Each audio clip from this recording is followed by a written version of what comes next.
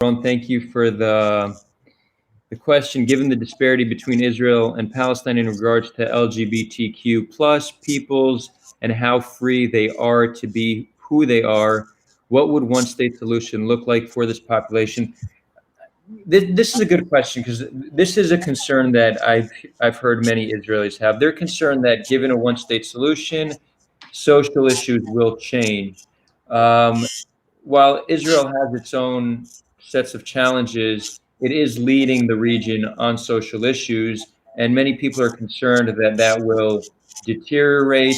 Even if we're only looking at it through the lens of just Jews, there's a growing Haredi community within Israel that also is not progressive on social issues, and that alone concerns many Israelis.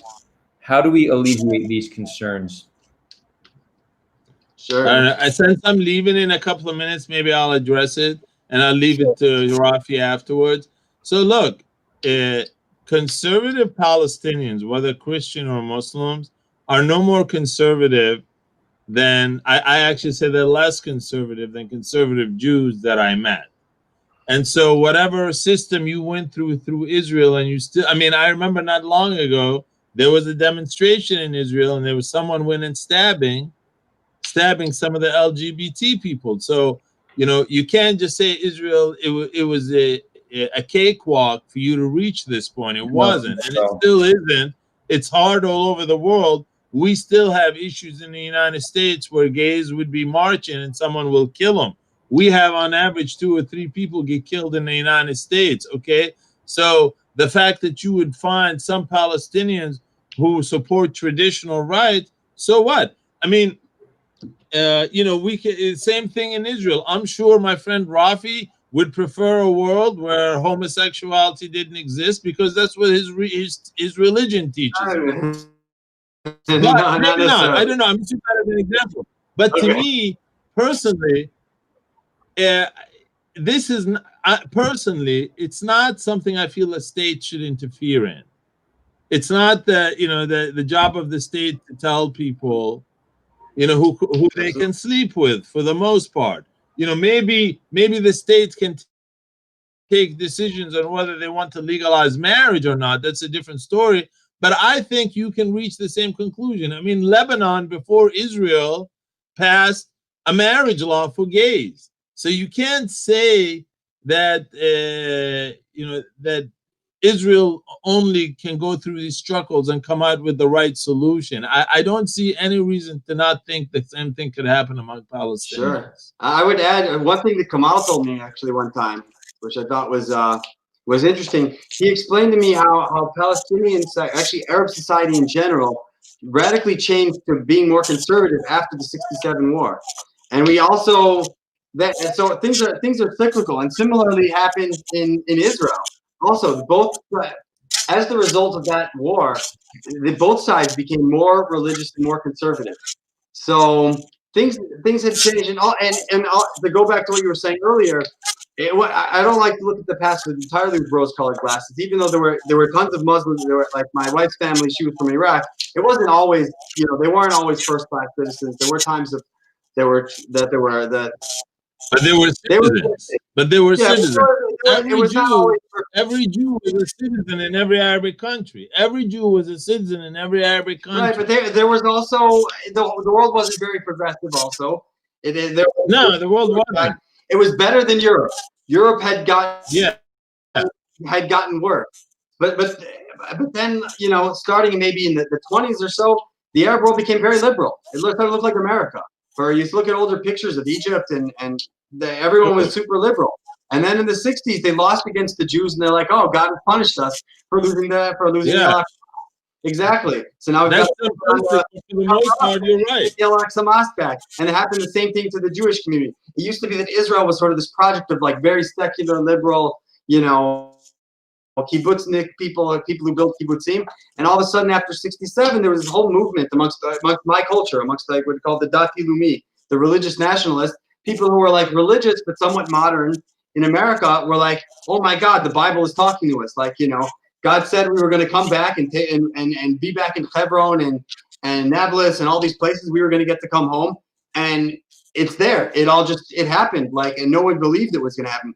They thought that the Jews were going to get massacred in '67. There was like they were stunned, and then all of a sudden everyone's like, putting kippahs on and rapping, and started praying and there was a whole wave of people becoming religious. And the same thing happened to us. I'm gonna leave literally in 1 minute, so I'm gonna leave it to you. But I just want to say this, just to support your point. I don't remember telling you that, but I'm glad I did.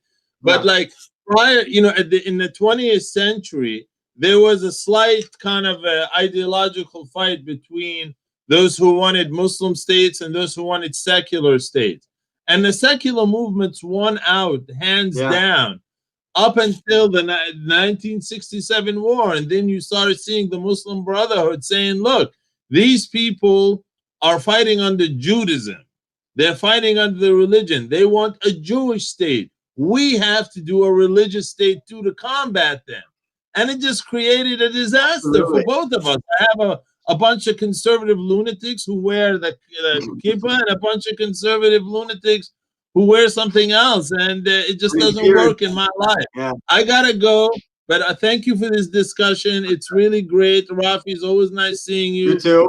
I'll be more than happy. Call me back at any time. I would do it. And I apologize. I have to leave. Our pleasure. Bye, Kamal. And hopefully you get to come back here soon. I hear you, man. Yeah. I hear you. Thanks. Hopefully Corona will end and we'll all get to hang out again.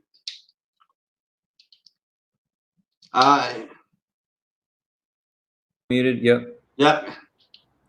Oh, I gave Kamal a very nice farewell blessing, and nobody heard. But Aye. it's the thought that counts. Yeah, definitely.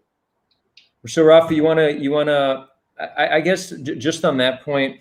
Sure. We need to understand that culture supersedes religion. It supersedes geography. It supersedes ethnicity. People often point to the challenges in the Middle East and in the Muslim world when it comes to social issues, when it comes to the extremism we see. But if you look at how European Christians acted a few hundred years ago, I mean, they were amongst the most brutal people we've ever seen. And now Europe has some of the lowest crime rates in the entire world. If you look at Scandinavian countries, probably the most peaceful countries in all of Europe, I mean, Scandinavian people have Viking blood running through their veins, and yet look how peaceful they've become. So culture supersedes all these things. And what we need to do is try to build an environment that makes people more peaceful, that makes people more tolerant, and that is a society and a culture where we have a mindset of abundance, where we do not have enemies that we are fighting, where we're not fighting for our livelihood, for our basic needs, shelter and food. So this is a world, given the technology we have today, we can create a world like this.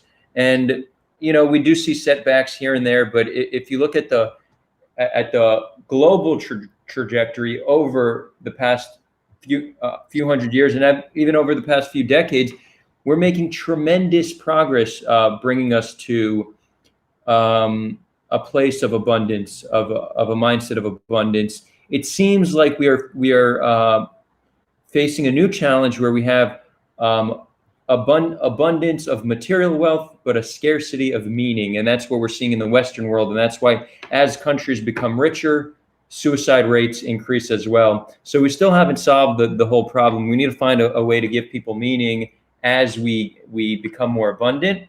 But I say it's a challenge that we are aware exists, and we need to tackle it together. So that's really my thoughts on how to liberalize people and make them more tolerant. We just need to build a better world for all people.